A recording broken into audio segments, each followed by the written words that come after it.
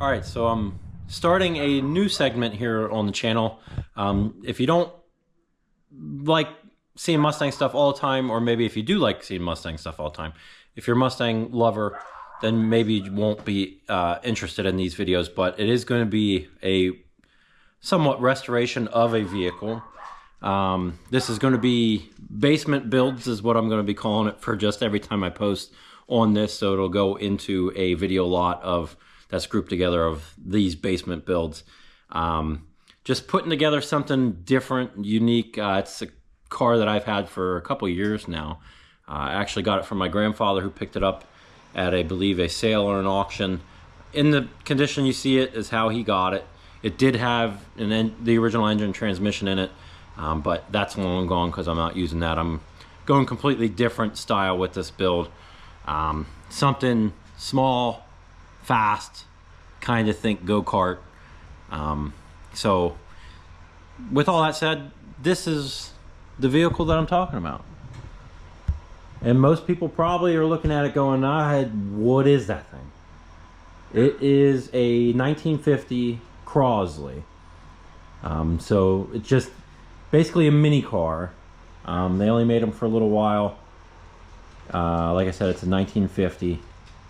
It was like a station wagon type of vehicle. It actually had the roof cut on it. It would have had a roof that continued back with a rear window hatch on it and everything. But prior to us getting it, to my grandfather getting it, this is how it was. It was cut apart like that. So that's how I'm going to go with it, is probably make it sort of like a little mini truck like that, and box that in, because it is pretty flimsy the way that you see it. Everything, you can see how the roof is just wobbling. So it'll need some sort of roll bar or cage put into it and braced up. Even these side panels here, I mean, they go together pretty good. And even just the whole thing, you can kind of see it there just bouncing. I did, whenever I moved it into the basement here, I took it off of the frame right before Hershey swap meet. There's a big Hershey swap meet in October every year in Hershey, Pennsylvania. So I know there's Crosley guys there, so I took the engine transmission out in one piece and took it there.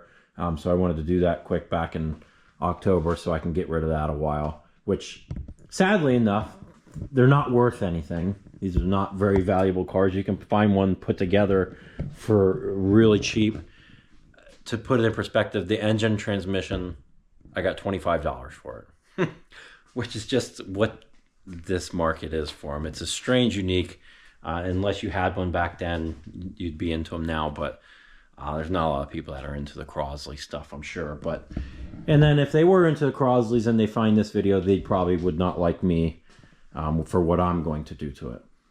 You can kind of see peeking through there is my current option number one for what I'm planning on doing with it. I actually bought this wrecked Suzuki 600 off a buddy. A buddy actually wrecked this bike.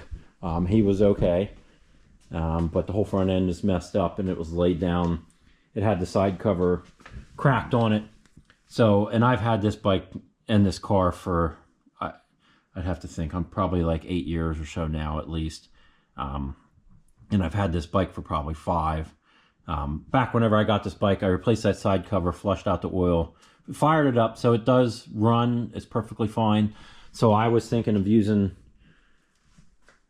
this motorcycle to put on a frame, either that frame or make a new frame for it to then put on here rear wheel drive, to make it a little bit simple. And so I'd have the engine sitting in the back side here, and have just linkages going up to make it almost like it would be like a sequential shifter setup for it, which would be pretty cool. And it would move. I mean, this thing would scoot with a 600cc fuel inject. It is fuel injected. I forget what year it is. It is a Telefonica edition, which is a rarer one, which don't matter anymore. But I mean, in a small car like this, it would scoot, and it would be pretty wicked. Now, this route that I'm looking at here with these pieces to do all that would probably take a good bit of time and fabrication to make all that stuff work. I'd have to find different suspension and wheels and tires because all this stuff is so outdated. I mean, you can see the steering box coming in here with the tiny steering shaft sitting out. and it only controls this side.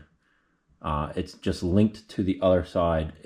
It's really janky and a little bit sketchy on how this is put together, which works for what this car used to be. It just has cable brakes on it, so none of that stuff would work, especially if you're putting a 600cc motor on it. So all that stuff would need to be figured out, which would be a little bit difficult to do, take some time. So my recent thought was, what I've been thinking for a little while now, is using a side-by-side of some sort to basically take the top end off the side-by-side and all the outside structure stuff and make it fit to this body, and use the whole frame, suspension, wheels, tires, brakes, everything off of a side-by-side. Maybe change to a street tire would be the only thing that we really need changed on that.